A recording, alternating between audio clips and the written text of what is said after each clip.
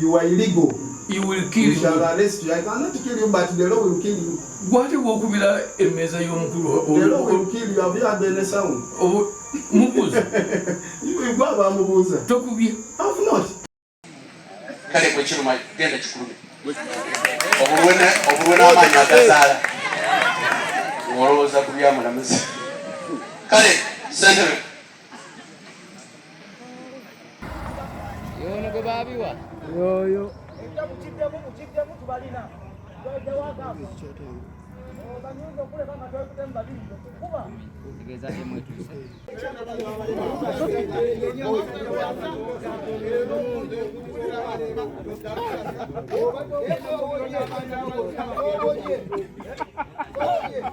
Cannot just handle this issue anyhow and leave me dissatisfied. No.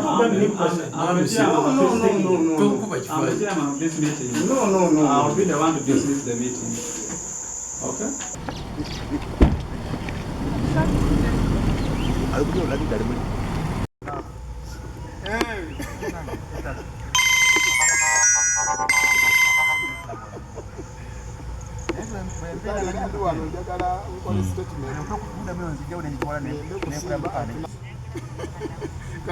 Ye madam.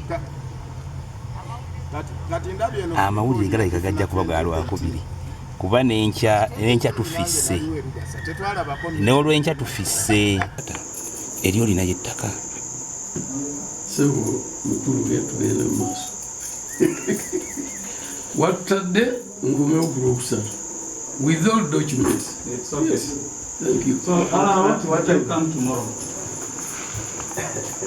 Tomorrow I need to come back. You want to come back to come back together with him. So you come on Wednesday. At what time on Wednesday? So maybe morning hours. Morning hours.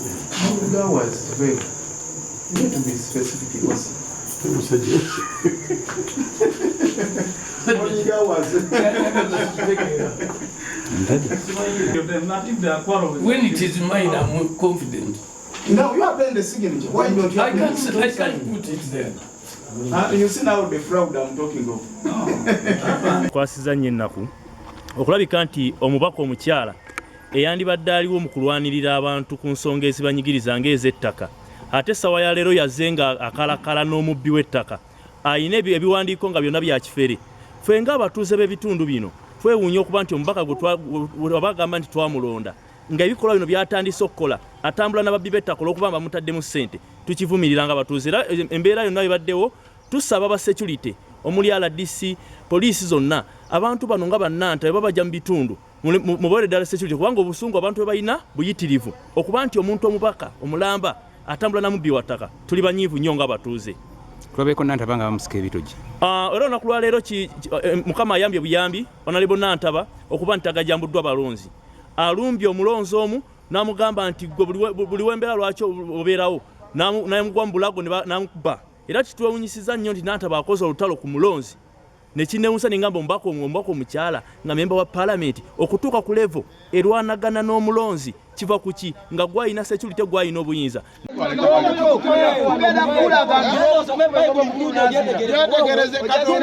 Katonda takayana n'abantu naye omuntu wakatonda otuuka tokulabwa n'ojja kuleetaka ogendagenda nalyo mu ggulu gwe omwana gwo teguligenda mu ggulu.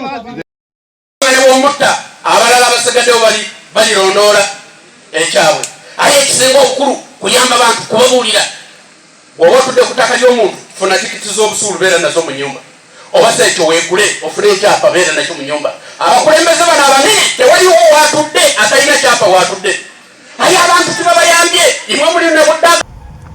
Tetugenda kuddamu kukkiriza kibba ttaka kusigala nga kigenda mu maaso mu bbaale nga tutunuulidde ku lw'abantu. Naye ekitumazeemu amaanyi kwe kulaba nti ate bakulembeze bannaffe be batambula n'abasaatuusi abaagala okusenda abantu ku bibanja byabwe ku mataka gaabwe kwe babadde okumala ebbanga. Era olwaleero luno twewunyiza nga mubaka munnange omukyalo omubaka owa disitulikiti y'e Kayunga ate nga yaleese omuntu omubbi alina ekyapa eky'obufere. Ababbi bwe bati batambula batiisatiisa abantu nti alina ettaka State House yekirimu Salimu Sale yakirimu kwegamba ne bakozesa amanya g'abanene okutiisatiisa abantu okubagoba ku mataka. Naye ekisingira ddala otubbo by'omutwe kwe kulaba nti ate mubaka munnange owa Kayunga district omukyala ate yakulembeddemu omuntu alina ekyapa eky'ekifere bwe kiti. Kino ekyapa yakifuna mu 2018 meeting yakubwawa nange ku kyalo saaliko chairman tamulabangako chairperson eri land committee tamulabangako naye kenyini tamanyi chairperson wa district land board physical plan ki yajje okusaininga ku mpapula zino. So olabira ddala nga buno bufere bwennyini bwe twagala okulondoola mpaka nga bugwereddewo ddala mu bbaale mpaka mu land office kino ekitutulino kituusaayo ate ekisinga okunnu mu Kayunga district. Aya simbulira obufere bungi kati saawa zino mu Kayunga district.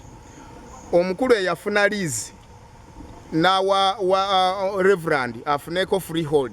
Lease yagifuna mu mwaka ogw'1985. 85 Uganda yali mu lutalo. Office zonna zaali nzigale. Kakati ono ye lease yagifuna mu office ki? Kabi omubuuza ane yali chairperson wa district land board eyakusainingira ku forms osobola okufuna freehold tamumanyi.